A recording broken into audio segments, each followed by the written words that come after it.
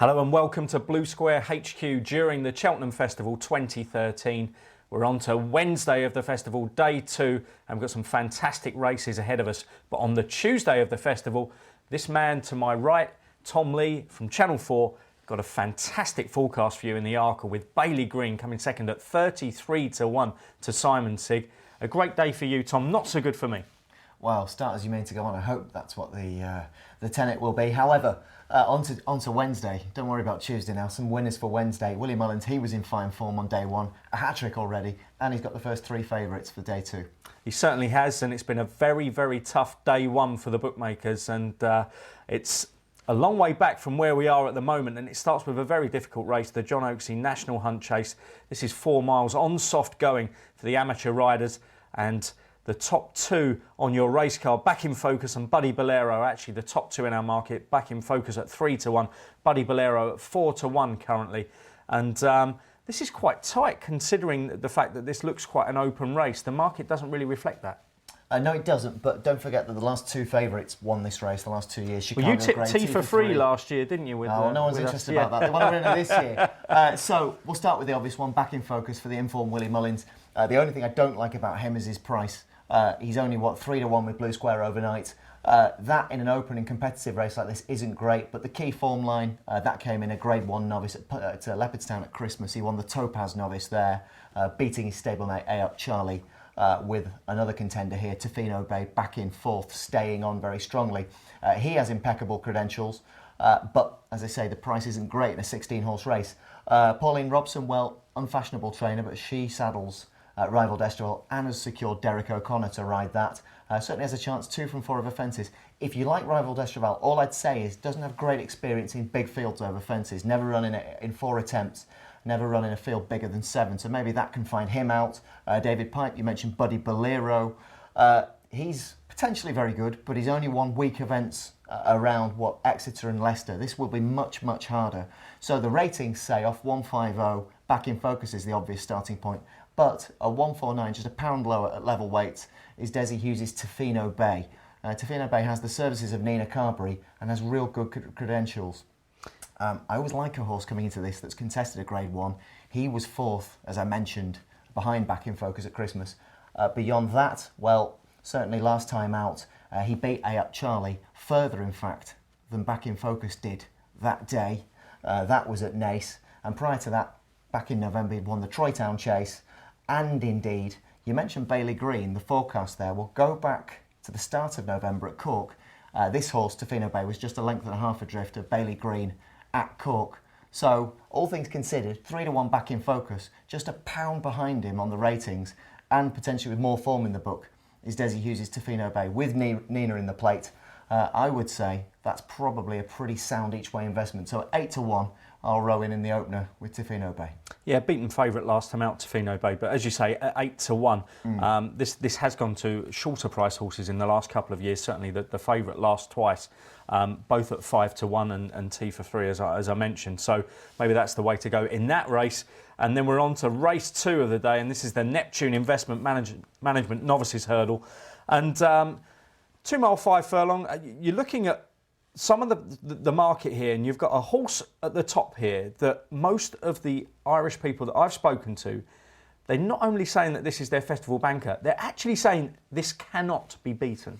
And it's 11-8, Pont Alexandra. Yeah, the Irish, so often they love to run their banker in the Neptune Novices Hurdle, and he's a horse with impeccable credentials, and I'll tell you why. Very, very rarely, well, never can I recall Willie Mullins taking a horse into his yard and immediately running it in a Grade 1. That's what he did with this guy. That's how highly they think of him. Did he deliver? Well, only by 13 lengths at Navan. Then he went to Leopardstown at the end of January, won easily again. He's formidable. Again, the only thing not to like is the price. 11-8 with Blue Square in a strong and open race, potentially apart from him. And you never know what's going to improve. Nigel Twisted Davis has got the new one. He, despite being beaten by Fisher's Cross, is obviously very good. He didn't handle heavy ground last time, but prior to that was 3 from 3. Takan Dusoy, the Challow winner, the only horse to beat him over hurdles. My Tent or Yours, second in the Supreme on Tuesday. So look at all these good horses. But again, it's the value alternative. It's Cheltenham. The short ones can and do get beaten. For that reason, I would say, why not have a look at Mouse Morris's Rule the World He won this race a couple of years ago with First Lieutenant, and this is a horse who won his point-to-point, 3 from 4 over hurdles. He won't mind soft ground, but his breeding's very interesting. He's by the great Suleimani, who was second in an arc, won a Juddmonte, and this is a solid and consistent horse who potentially, we know he stays 3 miles, and potentially could be very, very good, especially as he was last time. He beat Minsk and Champagne Fever, albeit probably a below par Champagne Fever, but that was in the Slaley hurdle at Naas. If he reproduces that effort, then I think he might give Pont Alexander something to think about. Pont Alexander's 11-8, with you guys overnight Rule the World 6-1, so that tells its own story maybe, Al. Well, considering the day that you had on the Tuesday and I had on the Tuesday, I'm actually going to agree with you for the first time. Considering we've gone through about 8 races now, and I haven't agreed with Tom.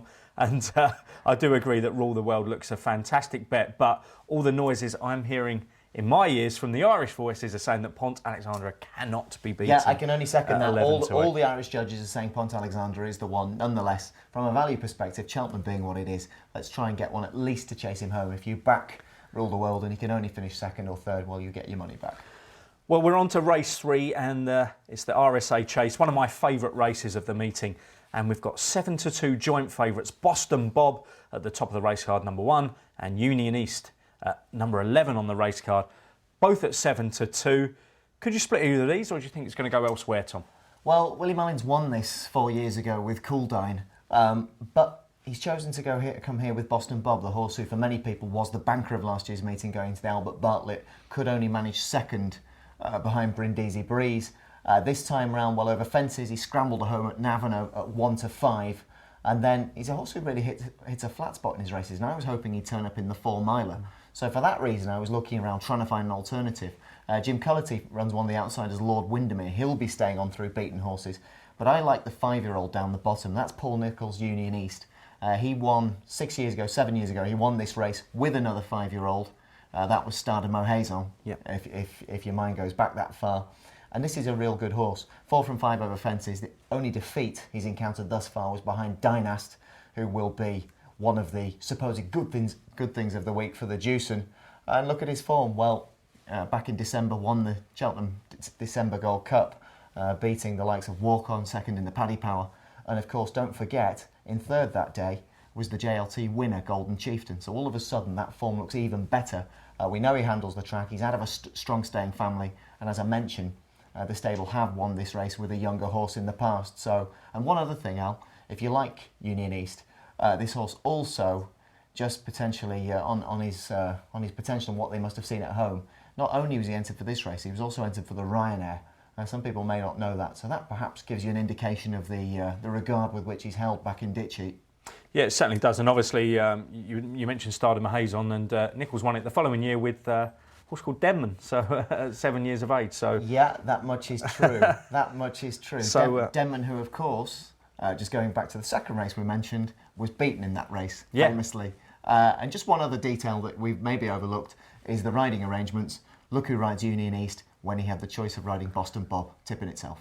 Yeah, I think so, and I think Willie Mullins said earlier in the week, he said that Ruby, he manages to keep both parties happy, but this particular race might have been the most difficult for him to choose. I'm going to go with Houblon de Zobo, number 4 for Venetia Williams, 11-1 each way in that race. On to the 320, the feature race of the day, the Champion Chase, and it's all about Sprinter Sacre, but at 4-1 on.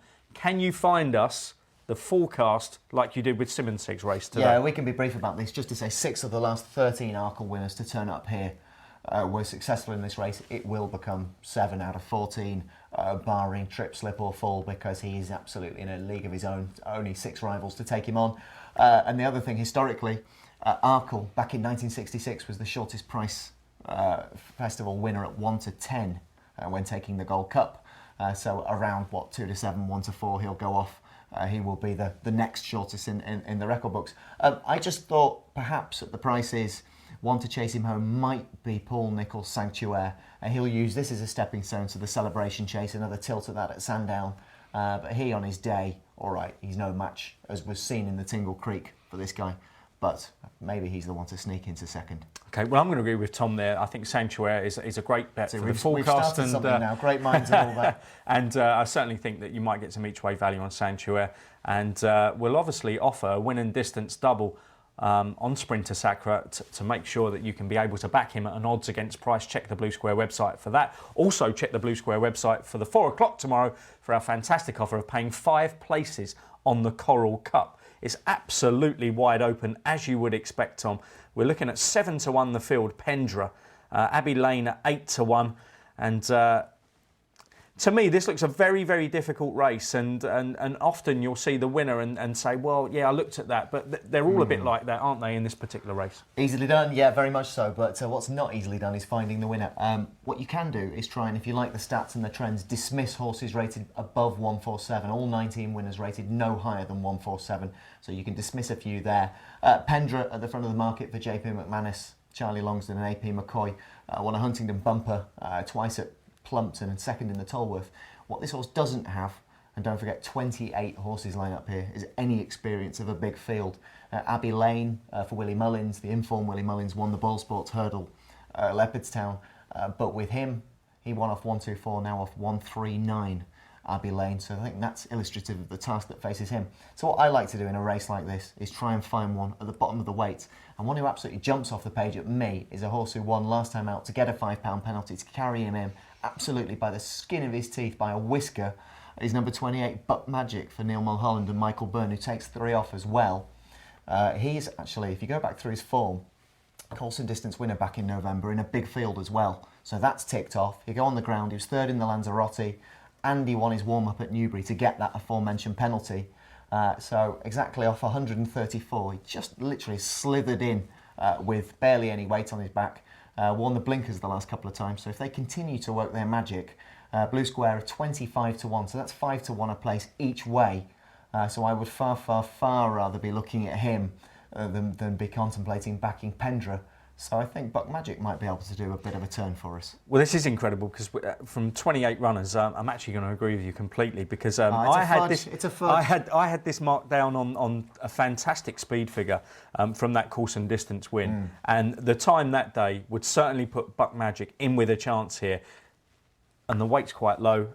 You've got the jockey taking off £3, got him by the skin of his teeth. It's the kind of story that. Well, I'd like to see tomorrow because I think by 4 o'clock I might need a 25 to 1 winner by that time. On to the 440, the Fred Winter Juvenile Handicap Hurdle, Grade 3 race. We've got Kalmani at 15 to 2, Sapphire de Ray at 13 to 2, the favourite with us. And again, another wide open race and another difficult race for the punters, Tom. It's a brutal race for the punters, but not as brutal as the Coral Cup. 28 there, only 24 here, so if we can find Buck Magic, surely we can crack this. 24 lineup. I would say that stats tell us 6 of the last 8 winners ran just the bare minimum 3 times to qualify for a run here. One who fits the bill, and what really is exciting me, is the fact that a return to a more undulating track, having run at Leopardstown last time, a horse of John Ferguson's, Ruacana. Now he runs the more fancy Bordoni, stablemate of Ruacana, but at double the odds. I just wonder about this Ruacana because Jack Quinlan jumps on his back and takes 3 off.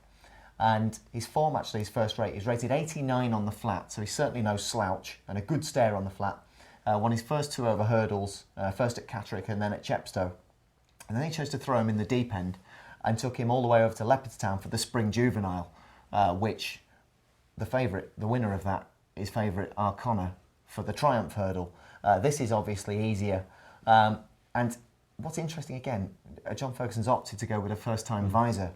Now, you look at some of the fancied horses here. I mean, I already mentioned Bordoni is 8 to 1, 10 to 1 overnight. And Sapphire de Ray, but none of these have got any experience. You know, they've run, 3 times, 4 times. This Ruacana has won 2 races, wants a return to more undulating track. We know that he acted, for example, at Chepstow, so he handles a testing track there.